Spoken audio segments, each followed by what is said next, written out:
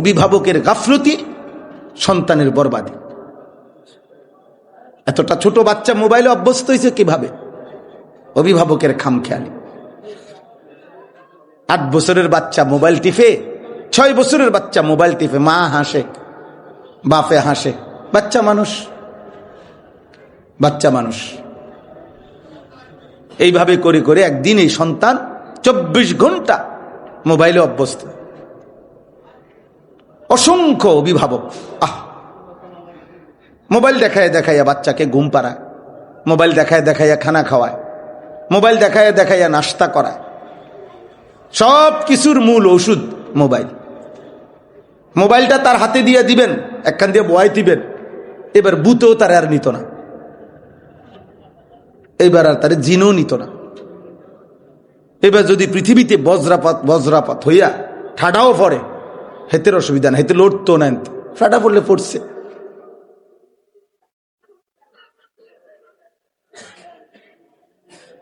আফসুস বেটা, আমার বাপ, আফসুস, এটা আফসুস। আমাদের এই সীমাহীন গাফলতির খেসারত আমরা প্রতিদিন দিচ্ছে, আরো দিতে হবে, আরো দিতে হবে। অসংখ্য মা বাবা, আমরা তো যারা শিক্ষা প্রতিষ্ঠানের সাথে জড়িত আমরা জানি বিষয়টা, আপনারা বুঝতেন না। প্রতিদিন হাজার হাজার, সারা বাংলাদেশে কত মায়ের স্বপ্ন, বাবার স্বপ্ন বৃথা হয়ে যায়। ছেলেটা আর পড়বে না, মাদ্রাসা আর পড়তো না, ভাল লাগে না। মূল কারণ একটাই, যে কতদিন বাড়িতে থাকতে পারে ওই কতদিন তো 24 ঘন্টা মোবাইল চালাইতে পারে। 7 দিন পরে 8 দিন টানা মোবাইল টিপ্পা, এই ছেলেটা মাদ্রাসায় আসলে আর কোনোভাবেই মন বসে না। তার তখন সারাক্ষণ ওইটার কথা মনে পড়ে, তখন সে কোনো না কোনো ফাঁকি ঝুঁকি খোঁজে। সমবয়সী বাড়িতে গেলে দেখে স্বাস্থ্য ভাই, জ্যাঠতো ভাই, মামতো ভাই, ফুফাতো ভাই, সমবয়সী সবাই একটা একটা বড় মোবাইলে রং তামাশা ফুর্তি করতেছে, নাচ দেখতেছে, গান শুনতেছে, বাজনা বাজতেছে। তখন মাদ্রাসায় পড়ুয়া এই ছেলেটা নিজেকে ভাবে যে আহারে, আমি মাদ্রাসায় পড়ার কারণে আজকে আমি বন্দী, মাদ্রাসায় পড়ার কারণে আমি আজকে আবদ্ধ। আমি যদি মাদ্রাসায় না পড়তাম তাইলে তো আমিও তাদের মতো উল্লাস করতে পারতাম। এই হলো আমাদের বাস্তব অভিজ্ঞতা। আমরা মাদ্রাসার সাথে সম্পৃক্ত। আমার নিজেরও মাদ্রাসা আছে, আলহামদুলিল্লাহ। মাদ্রাসায় 534 জন ছাত্র, 550 মতো ছাত্র আছে। হেদায়েতুন নাহু পর্যন্ত নুরানি বিভাগে আমাদের মাদ্রাসায় প্রায় 212 জন ছাত্র আছে। এই ছোট ছোট বাচ্চা হিফজখানায়, নাজেরায় 180 জন ছাত্র, নাজেরা, হিফজখানায়। প্রতিনিয়ত আমি প্রত্যেক বন্ধের সময়, মাদ্রাসা যখনই বন্ধ দেয় আমার কলজাটা কাঁপে। প্রতি বন্ধের পরে আসলেই 1 সপ্তাহ পরে 2 জন, 5 জন, 7 জন ছাত্র ছুটে যায় কোনো না কোনো বিভাগ। কি হয়েছে?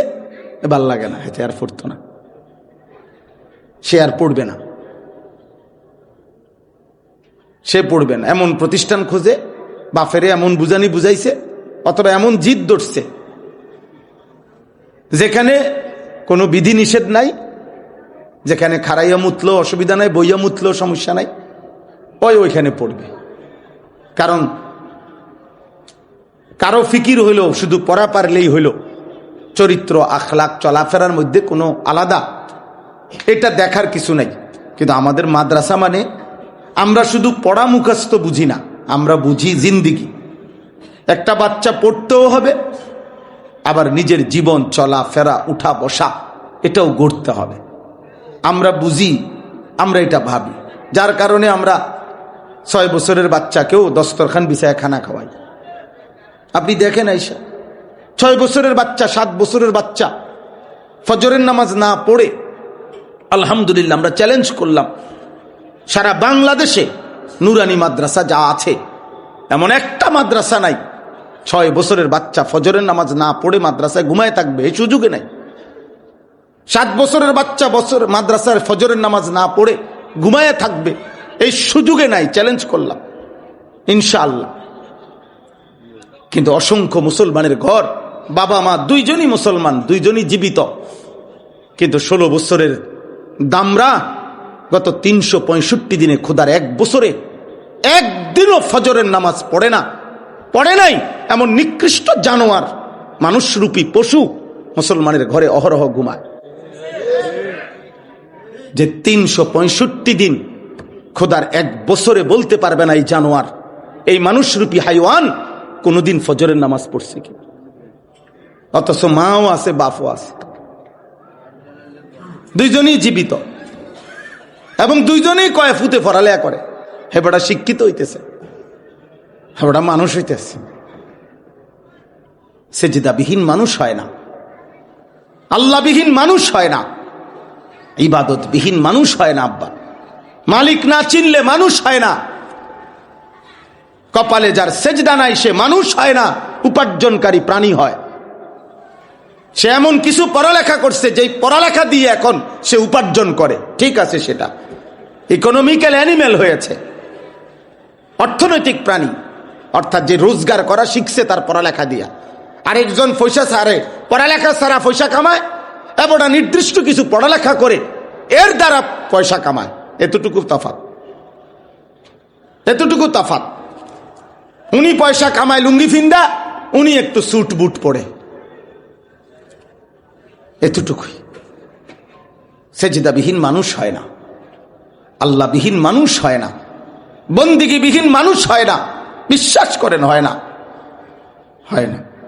যে দিল আল্লাহকে নিয়ে ভাবে না, যেই কান আল্লাহর কথা শোনে না, যেই চোখ আল্লাহর আয়াত দেখে না, খোদার কসম আল্লাহ কোরআনে বলছে উলাইকা কাল আনআম, ওই মানুষগুলো জানোয়ার। আল্লাহ কোরআনে বলছে। এই জন্য আমি বলছি যে আপনি চাইন কইবেন যে হুজুরে আমার এত বড় কথা কইল, না না, হুজুরে কইছে না, আমনের মালিক যিনি আল্লাহ তিনি বলছেন ফজরের নামাজ যে পড়ে না, খোদার কসম তোমার নবী যিনি, তোমার সেই নবী যিনি, তোমার রাসূলুল্লাহ সাল্লাল্লাহু আলাইহি সাল্লাম, তোমার নবী বলছে সে মুনাফিক, মুনাফিক, মুনাফিক, মুনাফিক, সে মুনাফিক। আল্লাহর নবী বলছে, একবার না বারবার। নবী সাল্লাল্লাহু আলাইহি সাল্লাম ফজরের নামাজের পরে সালাম ফিরিয়ে জিজ্ঞেস করতেন, আশাহিদুন ফুলান, আশাহিদুন ফুলান, অমুকে আসছে। যদি শুনতেন আসে নাই, আল্লাহর নবী বলতেন, শোনো, মুনাফিকের জন্য ফজর পড়া কঠিন। বিশুদ্ধ হাদিস, মুনাফিকের জন্য ফজরের নামাজ পড়া কঠিন। নবী সাল্লাল্লাহু আলাইহি সাল্লাম বলতেন। হযরত আব্দুল্লাহ ইবনে মাসউদ রাদিয়াল্লাহু তাআলা আনহু, স্পষ্ট হাদিসে আছে, তিনি বলতেন, কুন্না নুসাল্লি মা'আন নবী সাল্লাল্লাহু আলাইহি ওয়াসাল্লাম সালাত আস-সুবহি ফি জামাআ, আমরা নবীজির সাথে ফজরের নামাজ মসজিদের জামাতে পড়তাম। লাম ইয়াতাখাল্লাফ আন্না ইল্লা মুনাফিকান বাইয়িনুন নিফাক, ফজরের নামাজের মসজিদের জামাতে কেবল ওই ব্যক্তি বিরত থাকতো, আসতো না যে স্পষ্ট মুনাফিক। কসম খোদার, আপনি যদি রেফারেন্স দেখতে চান তা আমার ওয়াজের পরে বয়াইন, আমি দেখাই যাব। এবং এমনকি ওই কিতাব আমার গাড়িতেই আছে, আরবি কিতাব, আমি যেটা বসে বসে পড়ি অবসর টাইমে, এখনো আছে গাড়িতে, মন চাইলে দেখাম। আল্লাহ নবী সাল্লাল্লাহু আলাইহি সাল্লামের সাহাবী আব্দুল্লাহ ইবনে মাসউদ বলে, ফজরের নামাজে যে আসতো না, আমরা তাকে চিনতাম যে বাইয়িনুন নিফাক, সে স্পষ্ট মুনাফিক, স্পষ্ট মুনাফিক। বলেন আব্বা, বলো ভাইয়া, মানুষ হচ্ছ নাকি উপার্জনকারী প্রাণী হচ্ছ? বুঝ করে না। কোরআনে পড়বেন, কে পড়বেন, কোনো কিছু নিষেধ। বাংলাও হারাম না, অঙ্কও হারাম না, ইংরেজি পড়াও হারাম না, পদার্থবিজ্ঞান, জীববিজ্ঞান, রসায়ন বিজ্ঞান, উচ্চতর গণিত, তথ্য যোগাযোগ প্রযুক্তি, কোনোটাই হারাম না, কোনোটাই না জায়েজ না, আমরা কোনোটাই নিরুৎসাহিত করি না। কিন্তু আমরা বলি, আল্লাহ ভুল্লা কেন? কোরআন পড়তে পারো না কেন? নামাজ পড়তে পারো না কেন? একটা লাইন দেখে দেখে শুদ্ধ পড়তে পারো না কেন? 10টা দোয়া কইতারো না কেন? সূরা কেরাত জানো না কেন? সুন্নাত মোতাবেক রুকু সেজদা দিতে পারো না কেন? আত্তাহিয়াতু দুরূদ শরীফ শুদ্ধ বলতে পারো না কেন? দোয়ায়ে কুনুত শুদ্ধ বলতে পারো না কেন? কেন বাবা বলে? স্কুলে পড়লে দোয়ায়ে কুনুত শুদ্ধ করতে হয় না, এই সিদ্ধান্ত কে দিল? ইউনিভার্সিটিতে পড়লে, কলেজে পড়লে, জেনারেল লাইনে পড়লে অশুদ্ধ সূরা কেরাত পড়লেও চলবে, আমনের বেহেশতে যাইতেন পারবেন? তাহলে আমনে বেহেশতে যাইতে সময় অশুদ্ধ সূরা কেরাত নিয়ে যাইবেন, আর আমি বেহেশতে যাইতে সময় কোরআন শরীফ শুদ্ধ করতে হবে, তো এটা কি ইনসাফ হলো নি? কথা কয় না, এটা বৈষম্য হয়ে গেল না? কি ও আমনে বিড়িও খাইবেন, সুদও খাইবেন, কিস্তিও নিবেন, প্রতিদিন টেলিভিশনও চাইবেন, আপনার বউ বাচ্চা সবাই ঘরে টেলিভিশনও চাইব, এরপরও আপনি বেহেশতে যাইবেন, আর এর কোনোটাই আমি করতে পারতাম না, আমি বেহেশতে যাইতে হইলে এটা কেমন ইনসাফ হলো? বেহেশত আমার বেলায় এটা কঠিন হয়ে গেল কা? কথা বলেন না কেন? আপনারা এই যে আম করে দেখলে হুজুর মানুষ সাদওয়ানে বসেন কীর্তেন, এটা হুজুর মানুষ সাদওয়ানে বসার অনুমতি নেই, বাকিদের অনুমতি। হুজুর মানুষ গালি দেন কা? ও তো হুজুর মানুষে গালি দিতে পারতো না, বাহিরা দিতে পারবে নাকি? বেটা দাড়ি রাখছ, মিশা কথা কস কেন? তাহলে বুঝা গেল ক্লিন শেভ বলার জন্য মিশা কথা জায়েজ। কথা বলেন না? দাড়ি কাটা হইলে মিশা কথা বলা জায়েজ? তো তাইলে আপনি এটা কি কইলেন যে দাড়ি রাখছ মিশা কথা কস কেন? মিথ্যা কথা বলা যদি হারাম হয়, তো দাড়িওয়ালা দাড়ি ছাড়া সবার জন্যই তো হারাম। কথা বলেন না? হ্যাঁ হুজুর মানুষ, তোমার হুজুর মানুষ তো হুজুর তো মানুষই। এই জন্য চাচা ভাইয়া চালাক মনে করেন না, অল্প কয়টা ভাত খাইয়া কেউ চালাক হয় না। দুনিয়া অল্প একটু রোজগার করতে পারলে এটা চালাকির কিছু নেই। দুনিয়া আল্লাহ তাআলা যাকে যেটুকু দেওয়ার স্বাভাবিকভাবেই দেয়। চালাক বেকুব সবাই ভাত খায়, সুস্থ অসুস্থ সবাই খানা খায়, চৌকোওয়ালা অন্ধ সবাই খানা খায়। দুনিয়া আল্লাহ সবাইকেই ভোগ করতে দেয়, দুনিয়া আল্লাহ জানোয়ারকেও ভোগ করতে দেয়। দুনিয়া ভোগ করতে পাচ্ছি, দুনিয়া এটা খুব আহামরি কিছু না। দুনিয়া কীট পতঙ্গ জন্তু জানোয়ারও ভোগ করছে, করছে না? কথা বলেন না? একটা হাতি 250 কেজি খাবার খায় একদিনে, এটা গবেষকদের কথা। 90 লিটার পানি পান করে একটা জঙ্গলের হাতি প্রতিদিন। একটি তিমি কমপক্ষে 200 মানুষের সমপরিমাণ খাবার একবারে খায়। আমি নিজে চোখে দেখছি চিড়িয়াখানার বাঘ, চিড়িয়াখানায় সামান্য সীমিত মাফা খানা, কিন্তু বলছি জিজ্ঞেসি প্রত্যেক বেলা কমপক্ষে 20 থেকে 22 কেজি গরুর গোশত খাইতে দেয়। চিড়িয়াখানার ভিতরে, জঙ্গলে না। 20-22 কেজি গরুর গোশত এক বসায় খাইতে পারবেন আপনি? কথা বলেন না কা? আধমন গোশত খাইতে পারবেন একবারে? একজনে পারবেন? তো তাহলে দুনিয়া বাঘ ভাল্লুক আমাদের চাইতে বেশি ভোগ করছে না কম? তো তাইলে দুনিয়া ভোগ করলেন। হ্যাঁ, আস্তাগফিরুল্লাহ, আস্তাগফিরুল্লাহ। আল্লাহ আমাদেরকে হেফাজত করেন। প্রিয় ভাই আমার, বন্ধু আমার, বাপ আমার, এটা জরুরি আমাদের। আজ আমাদের সবচেয়ে বড় সমস্যা হচ্ছে আমরা কোনোভাবেই অভিভাবকদেরকে বুঝাইতে পারতেছি না। যারা অভিভাবক, উপার্জনকারী ফ্যামিলির যিনি অভিভাবক, ফোলাটার বাপ যে বড়া, মহিলাটার স্বামী যিনি, এই মেয়েটার যিনি বাপ মা, ওনাদেরকে যদি বুঝাইতে পারতাম যে আপনি এবং আপনার সন্তান পরিবারের জীবনের মূল উদ্দেশ্য উপার্জন না, মূল উদ্দেশ্য ইবাদত, মূল উদ্দেশ্য আখেরাত। খোদার কসম যদি এই শুধু এই কথাটা বুঝাইতে পারতাম আমরা, তাইলে আমাদের সমাজ আরো সুন্দর হইত। আমরা এটা বুঝাইতে পারতেছি না। আমাদের অভিভাবকের বুঝছে যে নামাজ রোজা আল্লাহ বিল্লাহ এটি হেতের নিজের বিষয়।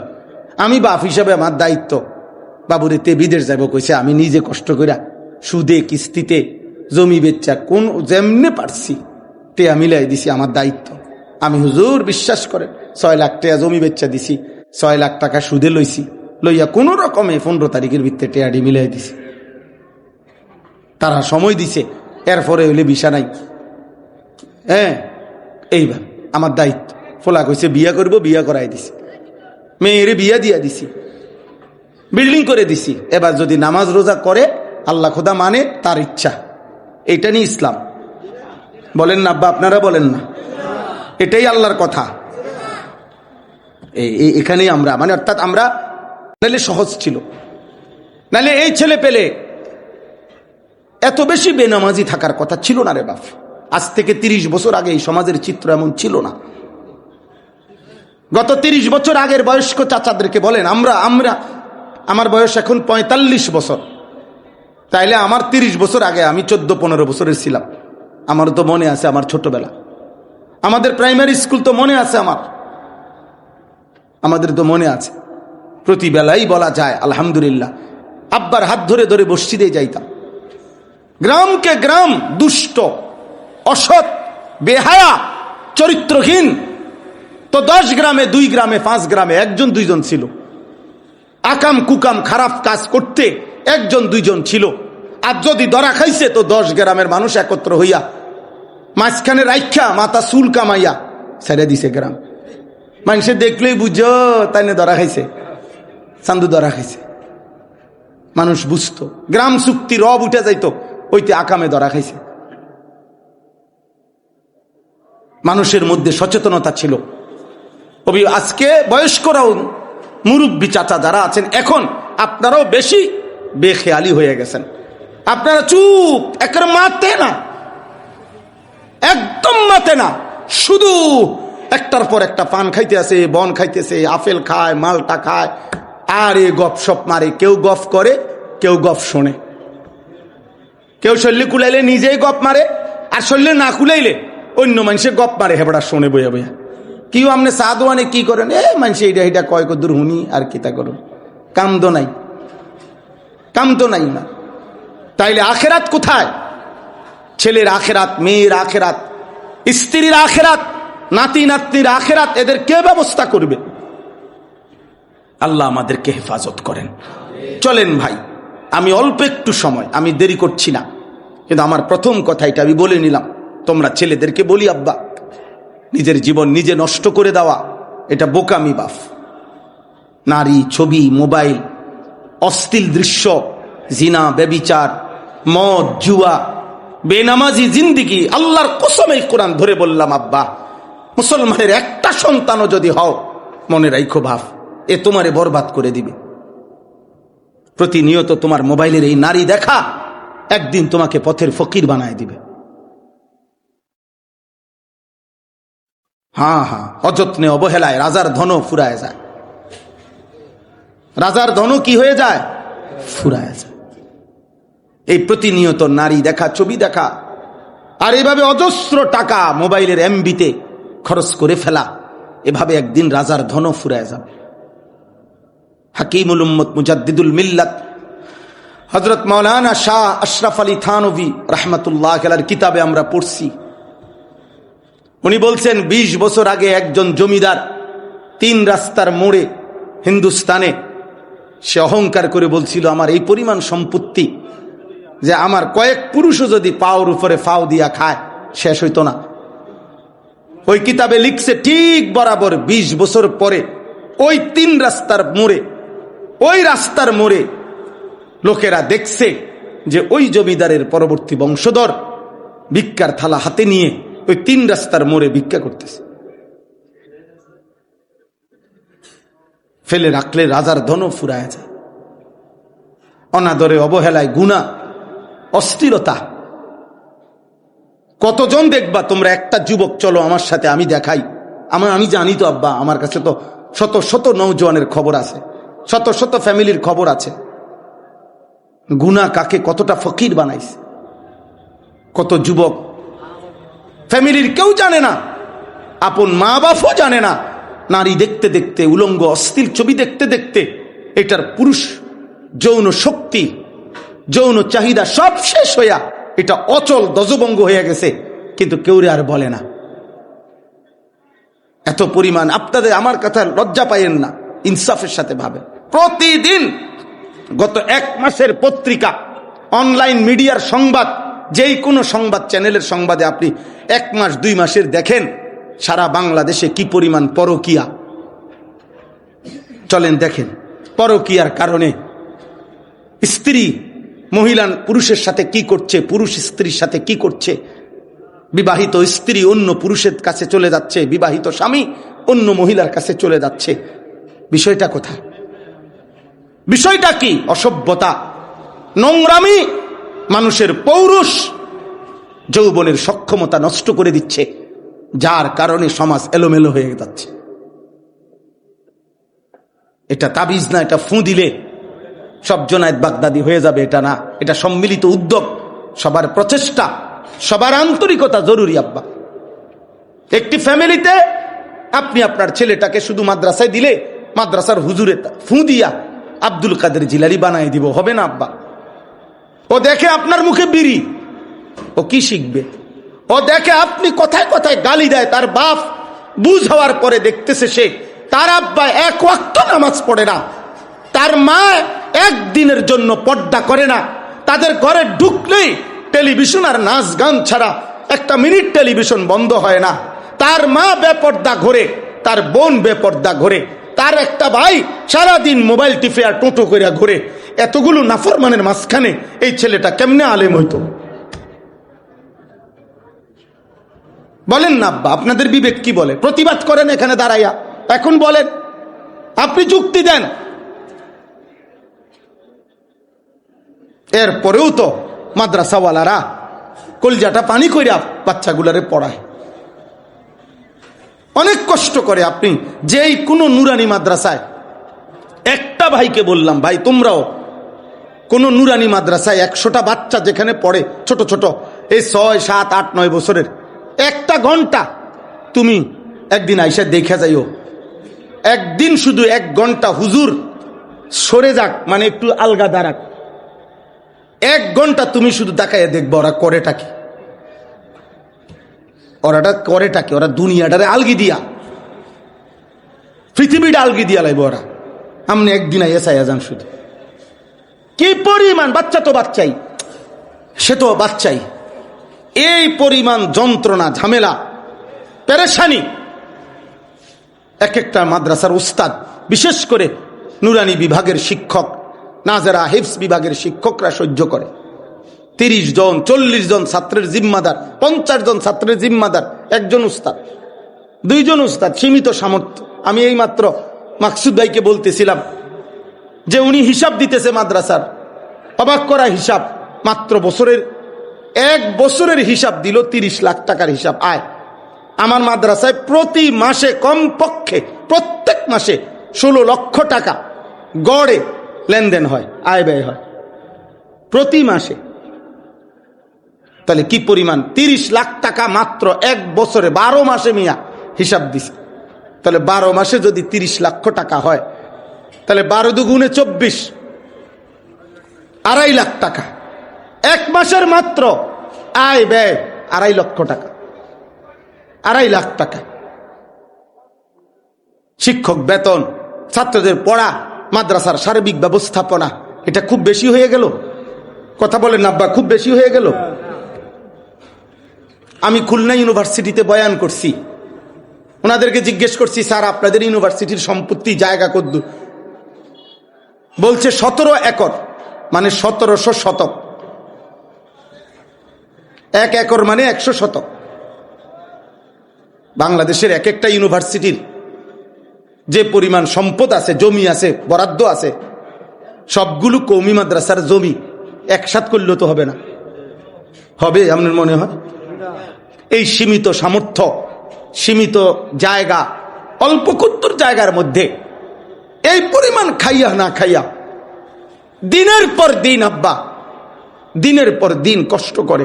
আপনারা জানেন না কত শিক্ষক, কত উস্তাদ, কত ইমাম পরিবারের কত স্বপ্ন, কত আকাঙ্ক্ষা পূরণ করতে পারে না, অভাবের কারণে, টানা হেঁচড়ার কারণে কুলাইতে পারে না। একদিন আমার এক ইমাম সাহেব বলছিল, হুজুর আমি আজকে 26 বছর এই মসজিদে ইমামতি করি। কাইন্দা দিছিল আমারে, কয় যে হুজুর আমার জীবনের কত বাচ্চাদের কত আবদার, সংসারের কত কিছু জীবনে পূরণ করতে পারি নাই অভাবের কারণে। উনি আমারে বলছিল, হুজুর আমি এরপর ওই মসজিদের ইমামতিটা, ছোট্ট চাকরিটা ছাড়ি নাই, আল্লাহর দিকে চাইয়া পড়ে আর হইছি। তো উনি জানতে চাইছে, হুজুর আমারে আল্লাহ আখেরাতে দিবেনি?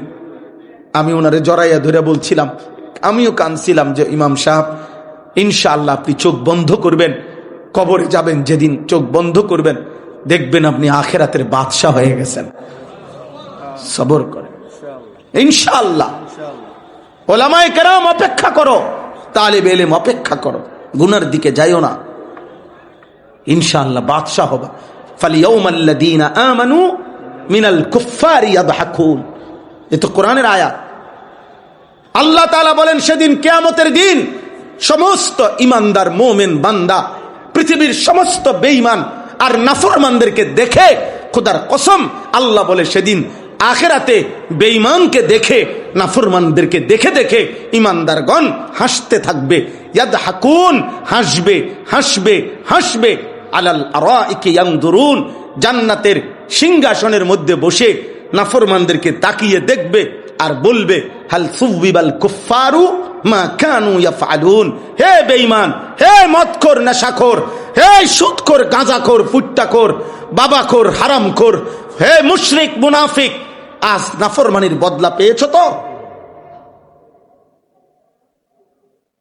চুরির বদলা পাইছো তো? মদের মজা পাইছো তো?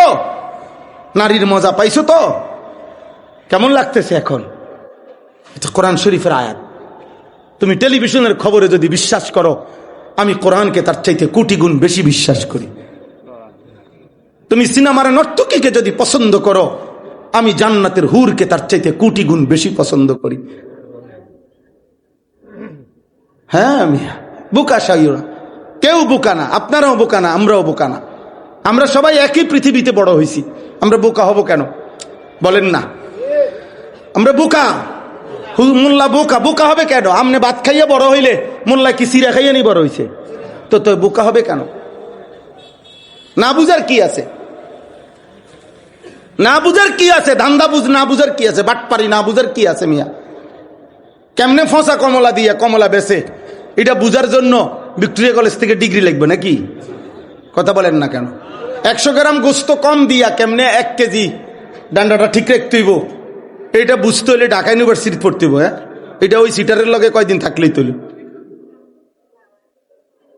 বোঝেন না? প্রত্যেক কাজের বাটফার যাতে তার লগে 2-4 দিন থাকলেই তো আপনি বুঝবেন বাটফার এটা কেমনে করে। এটা না বুঝার কি আছে? 1 লাখ টাকা সুদে লাগাইলে 10,000 টাকা পাইবেন, 30,000 টাকা পাইবেন। 5 লাখ টাকা কিস্তিতে দিলে আপনারা মাসে মাসে এত দিব, এটা বুঝার জন্য ইউনিভার্সিটি পড়তে হবে। হ্যাঁ, চুরি বুঝার জন্য বুঝি ভার্সিটি ফরন লাগে। আরেক চোরের লগে 2 দিন বুঝা লইলেই তো হয় যে আপনি চুরিটা কেমনে করে,